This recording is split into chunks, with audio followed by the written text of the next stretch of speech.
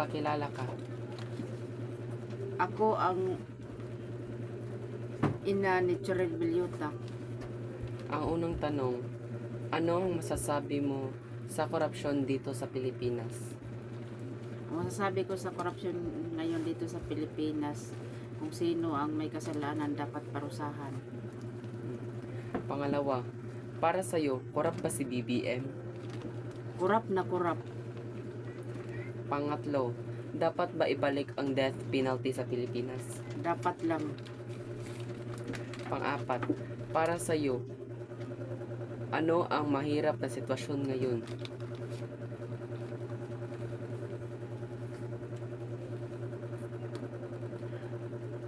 Ang mahirap na sitwasyon ngayon para sa akin ay ang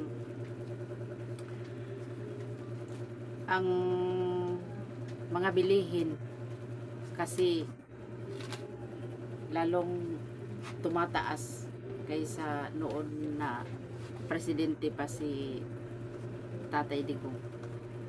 Panglima, para sa'yo, ano ang dapat nilang gawin para maayos ang sitwasyong ito? Para sa akin, dapat pag usap-usapan nila sa Senado para maibalik ang dati na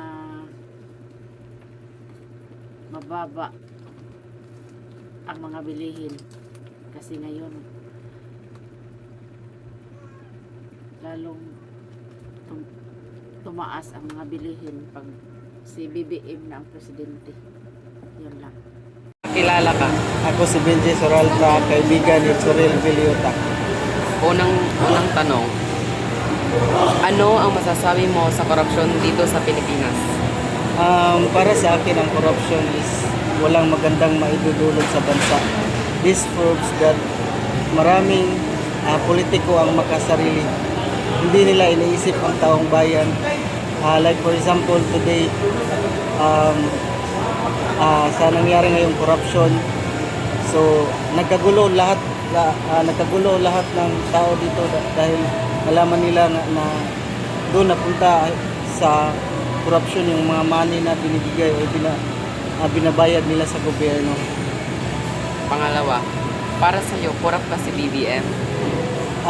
Para sa akin, yes, in an instance that parang kutob lang natin na corrupt siya, pero no rin kasi there's no proof or evidence na nagsasabi na corrupt siya. So 50-50 ako dun sa sasagot ko. Pangatlo, dapat ba ibalik ang death penalty sa Pilipinas? Dapat lang siguro sa mga mabibigat na krimen na ginawa ng ibang tao. Like for example, pumatay sila or nanggahasa or ano pa ba? Basta mga mabibigat na krimen na ginawa ng isang tao, dapat patulan sila ng death penalty. Pang-apat, para sa'yo, ano ang mahirap na sitwasyon ngayon? Ang mahirap na sitwasyon ngayon, kung sa ating bansa, siguro ang pagiging makasarili. This proves, like what I said before, earlier ago, na dahil sa pagiging makasarili, hindi na natin mabibigyan ang ibang tao or ang ibang tao na supposedly matutulungan pa sana. At last, pangalima, para sa'yo, ano ang dapat nila gawin para maayos ang sitwasyong ito? Siguro dapat ma-actionan ito ng gobyerno at magkaroon ng deep investigation on these issues. Magpakilala ka. Ako si Irish Villota, kapatid ni Churel Villota.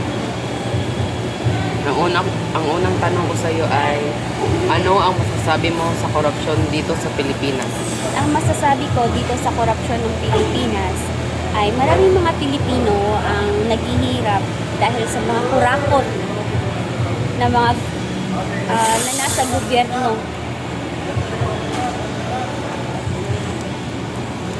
Pangalawa, para sa'yo, korap ba si BBM?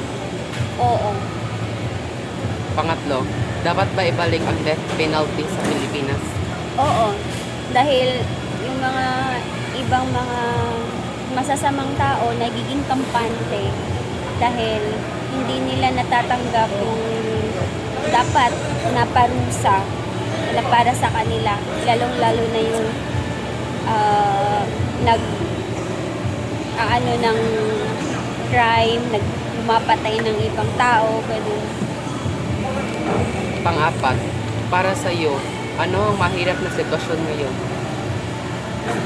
Para sa akin, yung mahirap na sitwasyon ngayon is yung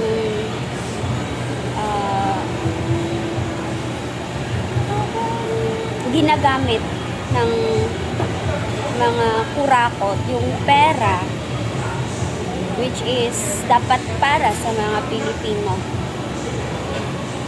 At last, pangkalima, para sa'yo, ano ang dapat nilang gawin para maayos ang sitwasyong ito? Sumuko sila. Sumuko sila na at na sumuko sila na i-ano nila na tawag dito, sumuko sila at yung pera kung anong dapat din nilang ibalik. Sabi mo sa korupsyon dito sa Pilipinas.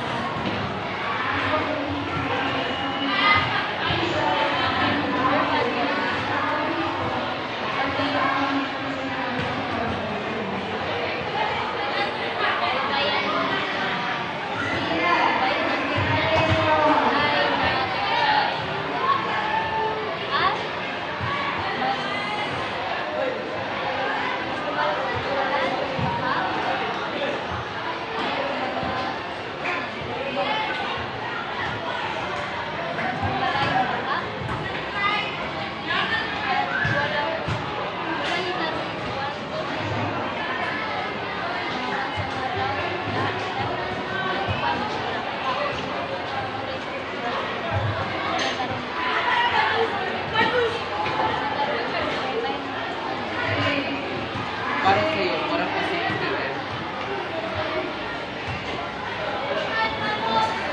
Dapat ba ibalik ang death penalty sa Pilipinas? Para sa'yo, ano ang mahirap na sitwasyon ngayon?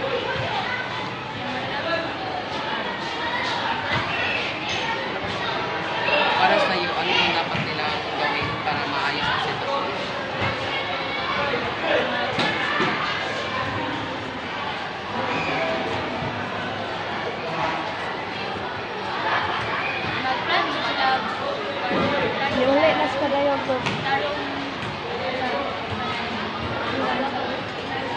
Bay, bantay sa mga karang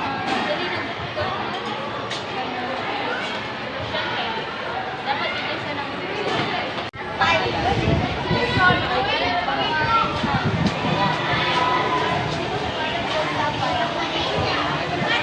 Ano ang masasabi mo sa